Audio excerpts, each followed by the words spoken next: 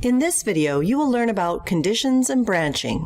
Comparison operations compare some value or operand. Then, based on some condition, they produce a Boolean. Let's say we assign a value of a to 6. We can use the equality operator denoted with two equal signs to determine if two values are equal. In this case, if 7 is equal to 6. In this case, as 6 is not equal to 7, the result is false. If we performed an equality test for the value 6, the two values would be equal. As a result, we would get a true. Consider the following equality comparison operator.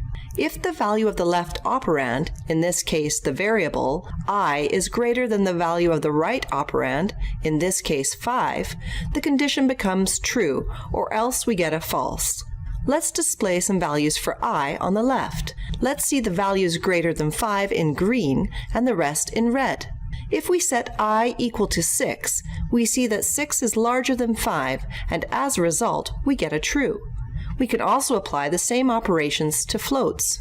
If we modify the operator as follows, if the left operand I is greater than or equal to the value of the right operand, in this case 5, then the condition becomes true. In this case, we include the value of 5 in the number line, and the color changes to green accordingly. If we set the value of I equal to 5, the operand will produce a true. If we set the value of I to 2, we would get a false because 2 is less than 5.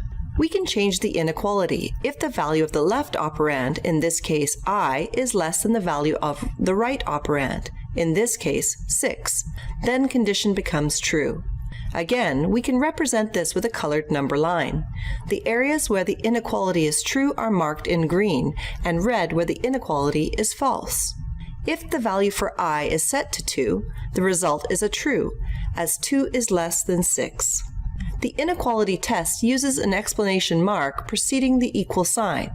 If two operands are not equal, then the condition becomes true. We can use a number line. When the condition is true, the corresponding numbers are marked in green and red for where the condition is false. If we set I equal to 2, the operator is true as 2 is not equal to 6. We compare strings as well. Comparing AC/DC and Michael Jackson using the equality test, we get a false, as the strings are not the same. Using the inequality test, we get a true, as the strings are different. See the labs for more examples. Branching allows us to run different statements for a different input. It's helpful to think of an if statement as a locked room. If the statement is true, you can enter the room, and your program can run some predefined task. If the statement is false, your program will skip the task. For example, consider the blue rectangle representing an AC/DC concert. If the individual is 18 or older, they can enter the AC/DC concert. If they are under the age of 18, they cannot enter the concert.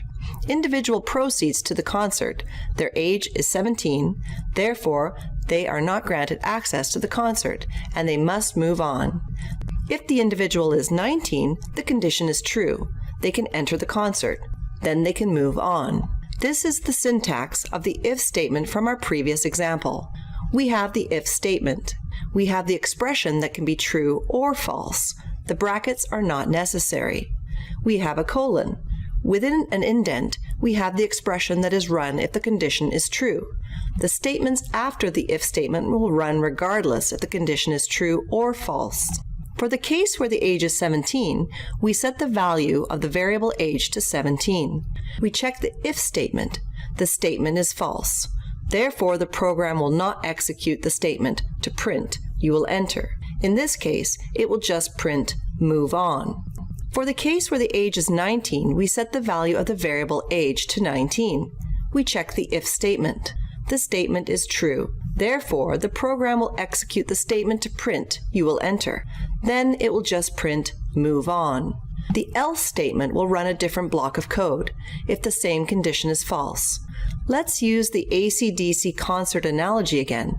If the user is 17, they cannot go to the AC/DC concert, but they can go to the Meatloaf concert represented by the purple square.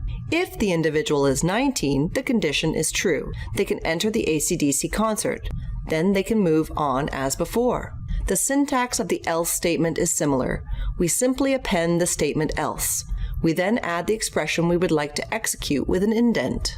For the case where the age is 17, we set the value of the variable age to 17. We check the if statement. The statement is false. Therefore, we progress to the else statement. We run the statement in the indent. This corresponds to the individual attending the Meatloaf concert. The program will then continue running. For the case where the age is 19, we set the value of the variable age to 19. We check the if statement. The statement is true. Therefore, the program will execute the statement to print "you will enter." The program skips the expressions in the else statement and continues to run the rest of the expressions.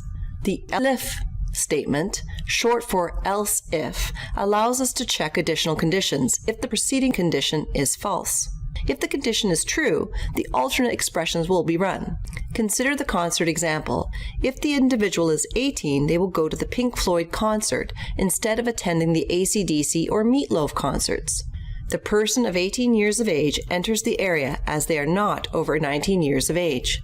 They cannot see AC/DC, but as they are 18 years, they attend Pink Floyd.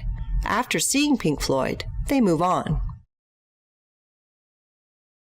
The syntax of the elif statement is similar. We simply add the statement elif with the condition. We then add the expression we would like to execute if the statement is true, with an indent. Let's illustrate the code on the left. An 18-year-old enters. They are not older than 18 years of age. Therefore, the condition is false. So the condition of the elif statement is checked. The condition is true. So then we would print "go see Pink Floyd." Then we would move on, as before. If the variable age was 17, the statement "go see Meatloaf" would print. Similarly, if the age was greater than 18, the statement "you can enter" would print. Check the labs for more examples. Now let's take a look at logic operators. Logic operations take Boolean values and produce different Boolean values. The first operation is the not operator. If the input is true, the result is a false. Similarly, if the input is false, the result is a true.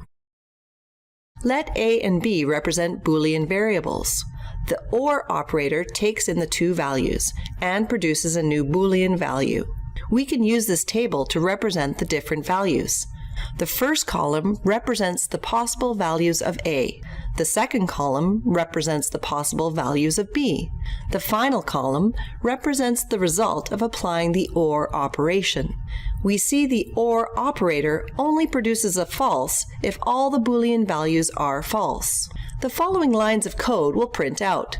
This album was made in the 70s or 90s, if the variable album year does not fall in the 80s.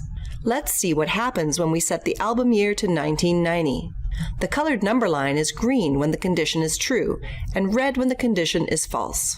In this case, the condition is false. Examining the second condition, we see that 1990 is greater than 1989, so the condition is true.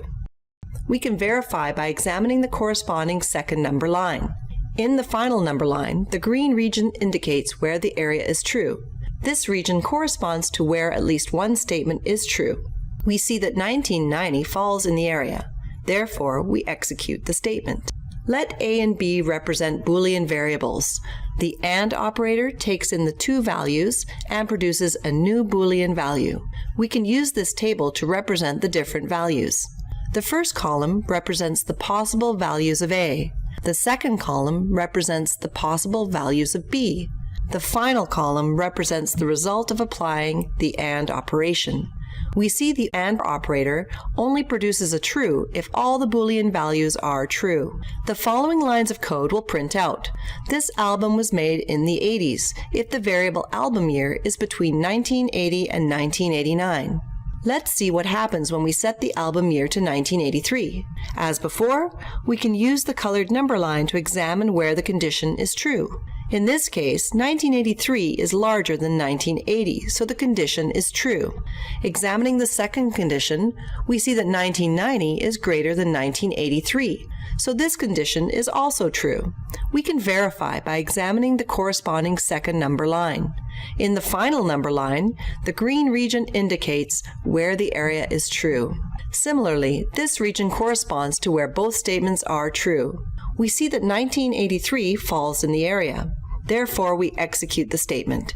Branching allows us to run different statements for different inputs.